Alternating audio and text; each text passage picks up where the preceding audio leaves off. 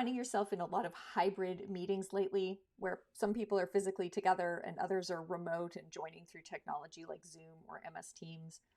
I'm finding them to be the worst of both worlds. I really like a good in person meeting where we have time to be physically together. We've got lots of information coming from people's body language, and it's really helpful for connecting. I also like in person meetings for the time before and after that casual banter that's really helpful.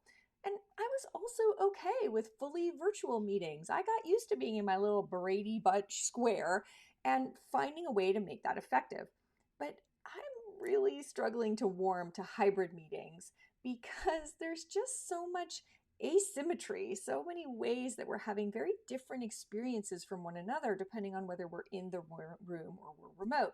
So I wanted to share a few techniques that I've been trying as a team facilitator to make it more effective. Number one, which is something I really encourage everyone to do, is have the folks in the room join the meeting on their own technology, even if you have some funky, awesome tech in the room with the camera that can watch you and follow you and zoom in on the speaker. Even when you have that, it's zooming in on the speaker usually in a way that it's sort of just the side of their face and it's tiny and you can't figure things out.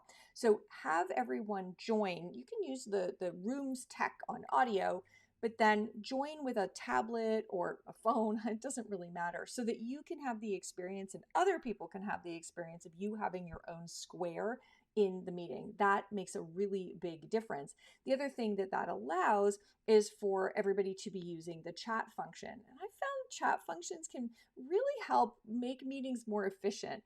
Things that people couldn't withhold in a face-to-face meeting and so would kind of interrupt or blurt out or say even though it was kind of not the right moment. Now that's the kind of stuff that can go into the chat. Somebody can just put something like, we should follow up on X, Y, and Z later. People see it, but you don't interrupt the meeting, and that's a really good thing. So for sure, having people who are physically in the room join the meeting on their own technology so that everybody has the experience of being a virtual contributor to the conversation, even if they're physically in person. So that's one really important technique. The second technique, I'm experimenting with a lot more situations where we have the camera off. I know it's controversial. Lots of managers are like, turn your camera on. It's like a job requirement. Return to the office and turn your camera on. So, that's been very common. And there are lots of situations where you do want to have your camera on. It's better for creating connection if you're having a contentious discussion. And when you're just in the midst of some kind of interaction or exchange, well, that's a great time to just be looking at one another. But there are so many situations in meetings where we're trying to create a work product. We're working on a document, we're looking at a presentation, we're trying to take notes about the key pieces of a plan. In each of those situations, it's really advantageous to turn the cameras off. Turns out our human brains just cannot resist trying to figure out what somebody's facial expressions are telling us. So we're using a lot of processing information to deal with that, when if we want all of our focus and attention to be on some kind of work output, we're much better with the cameras off. So second hybrid meeting tip, sure, come in, have everybody showing their faces, have the kind of dialogue. Go into an agenda item where you're working on a product and turn off the cameras. Then when you pull out for some conversation, great, bring them back on. But really getting into the point where you're toggling camera on, camera off, depending on what the work is. Here's my third tip. One of the best tips for hybrid meetings is don't have a meeting. There are so many situations where we're using hybrid meetings to inform, report, monitor, those sorts of things, approve. Those kinds of activities really don't need a meeting. We know from Microsoft's research that over the course of the pandemic, the number of hours people are spending in meetings has gone up by 250%.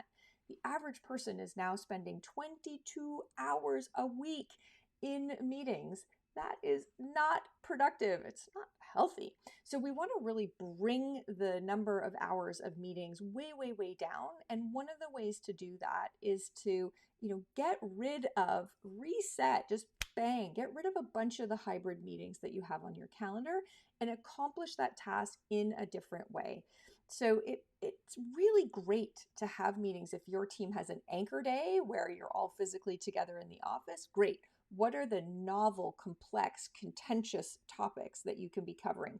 What are the cross team, cross functional groups that you need to bring together? Where can you be anticipating and envisioning and designing? All of those things are going to do much better in an in person meeting as opposed to a hybrid meeting. So move those to when you're together.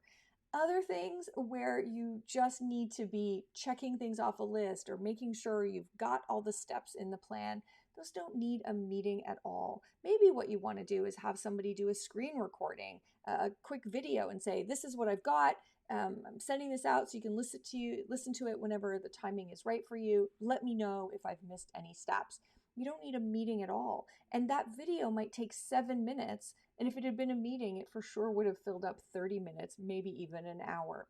So finding ways to actually delete as many hybrid meetings as you possibly can.